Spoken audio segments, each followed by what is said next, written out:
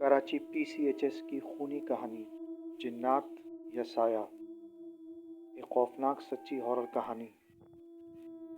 कराची का PCHS माशरती गहमा गहमी और जदीद तर्ज ज़िंदगी के लिए मशहूर है, मगर इस इलाके की एक गली ऐसी भी है जिसके बारे में पुरानी आबादी आज भी सरगोशियों में बात करती है। कहते हैं कि यहाँ मौजूद एक पुराना बंगला रात होने के बाद जिंदा दुनिया से कट जाता है। ये बंगला बरसों से खाली है, मगर इसकी खिड़कियों में कभी कभार झिलमिलाती रोशनी और दबे दबे कदमों की आवाज़ें सुनाई देती हैं। अहमद, जो हाल में ही PCHS में अपने ख़ानदान के साथ मुंतकिल हुआ था, इस बंगले के करीब ही रहता था। वो रात को देर तक जागने का आदी था और अक्सर अपनी खिड़की से बंगले की तरफ देखता रहता था। एक रात जब गली में नीम तारीखी फैली हुई थी, इसने बंगले की ऊपरी खिड़की में किसी को खड़ा देखा।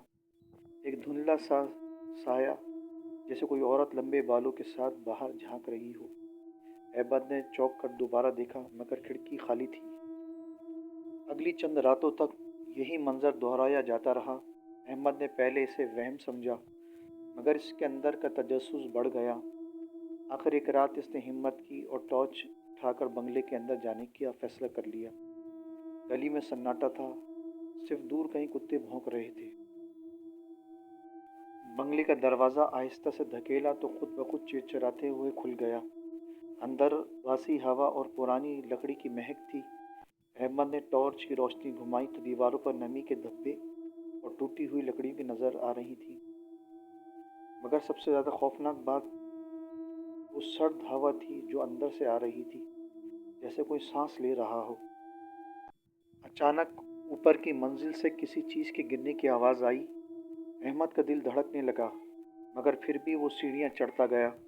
ऊपर पहुंचकर इसने वही कमरा देखा जिसकी खिड़की में वो हर रात को किसी को खड़ा दिखता था।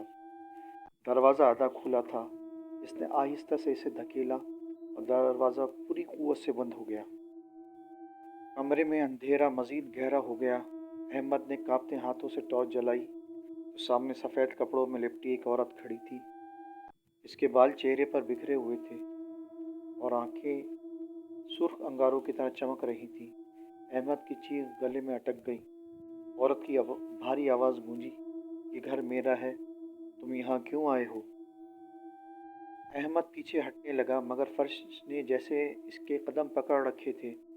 औरत आहिस्ता आहिस्ता इसकी तरफ बढ़ी और साथ ही पूरी इमारत में एक अजीब सी गूंज फैल गई, जैसे कोई कह रहा हो, वापस जाओ, वापस जाओ। अहमद ने पूरी ताकत से दरवाज़ा खोला और सीढ़ियाँ दौड़ता हुआ नीचे आया। बाहर पहुंचा, इसने पलट कर देखा तो बंगले की खिड़की अंधेरे में गायब थी, जैसे वहां कोई रोशनी कभी थी ही नहीं। अगली सुबह अहमद के वालिदैन ने इसे बेहोश हालत में घर के दरवाजे के पास पाया। इस दिन के बाद वो बंगले की तरफ नज़र उठाकर भी नहीं देख सका।